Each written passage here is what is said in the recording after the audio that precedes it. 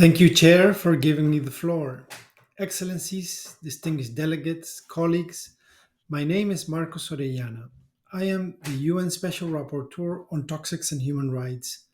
This is a special procedure of the Human Rights Council tasked with monitoring and reporting on hazardous substances and wastes.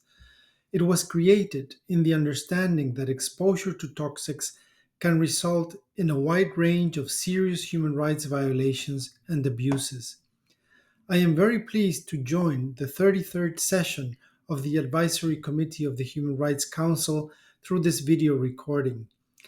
The Advisory Committee's discussion on its comprehensive study on the implications of plastic pollution for the full enjoyment of human rights is most timely, as the Intergovernmental Negotiating Committee that is tasked with delivering a legally binding instrument on plastic pollution enters what appears to be the final stretch of its work. Over the last couple of years, my mandate has highlighted the critical relevance of human rights for the legitimacy and effectiveness of the new Treaty on Plastic Pollution under negotiation. For example, the recommendations in my thematic report on the stages of the plastic cycle and their impacts on human rights, which I presented in 2021 to the UN General Assembly, may have influenced the resolution of the UN Environment Assembly for a comprehensive scope of the instrument to be negotiated. Similarly, under the leadership of the Toxics and Human Rights Mandate, several special procedures of the Human Rights Council have engaged the Intergovernmental Negotiating Committee, including through statements, open letters, and press releases, as well as interventions in plenary sessions, side events, and consultations with regional groups, among several other activities. As a result of this engagement, it seems to me that the importance of human rights for ending plastic pollution is beyond dispute in the negotiations. That said, the treaty is not yet done, and this last stretch of negotiations faces the challenge of introducing language that explicitly reflects the key role of human rights in combating the global plastic pollution crisis. There can be no doubt that the planet is facing a global plastic pollution crisis. Large scale manufacturing of plastics started in 1950s at a rate of 2 million tons. Today, the annual production of plastics is estimated at 415 million tons, and it is projected to quadruple by 2050. Scientists have sounded the alarm, pointing out that under business as usual scenarios, there will be more plastics than fish in the oceans. The good news is that despite its sheer magnitude, the plastics crisis can be tackled. Still, in order to achieve effective and legitimate responses, all its key dimensions need to be addressed: production, trade, technology, biodiversity, and human rights. Therein, the importance of a comprehensive approach to the Treaty on Plastic Pollution under negotiation. Each stage of the plastic cycle has adverse impacts on human rights. Extraction of fossil fuels often results in spills of hazardous substances on indigenous peoples' lands and territories. Production of plastics often exposes workers and fence-line communities to intolerable levels of hazardous pollution. Transport of plastics often results in leakage of plastic nurdles and plastic products to the marine environment that affect coastal communities. Plastic use has disproportionate impacts on children and women given the endocrine disrupting chemicals added to plastics. And plastic wastes impose costs and burdens on local waste management systems, resulting in leakage, dumping, burning, and other practices that impair environmental health.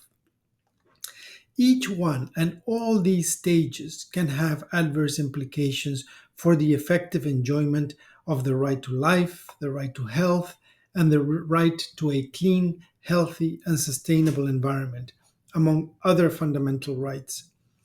These impacts fall heavily on the shoulders of people and communities that are in vulnerable situations. In the Arctic, for example, indigenous peoples are burdened by the concentrations of persistent pollutants that are added to plastics and that marine currents carry up north. Also, waste pickers are disproportionately exposed to the myriad of toxic chemicals added to plastics. Similarly, communities in small island states in the Pacific simply cannot keep up with growing amounts of plastic waste from imports. Small islands face real constraints in a global economy and are dependent on product design and specifications established in plastic producing countries. The Treaty on Plastic Pollution should respond effectively to put an end to the human rights abuses suffered by people in vulnerable situations. To do so, the Plastic Pollution Treaty should include explicit human rights language, language on the right to information, the right to development, and the right to a clean, healthy, and sustainable environment are indispensable for the treaty's key building blocks. In addition, the treaty should also reflect key human rights principles, including transparency, prevention, and accountability. Transparency for plastic pollution in all stages of the plastic cycle means the public must have access to accurate and accessible information on first the chemicals of concern used in plastic polymers and products. Second, the type and amounts of pollutants emitted or released in each of the stages of the plastic cycle.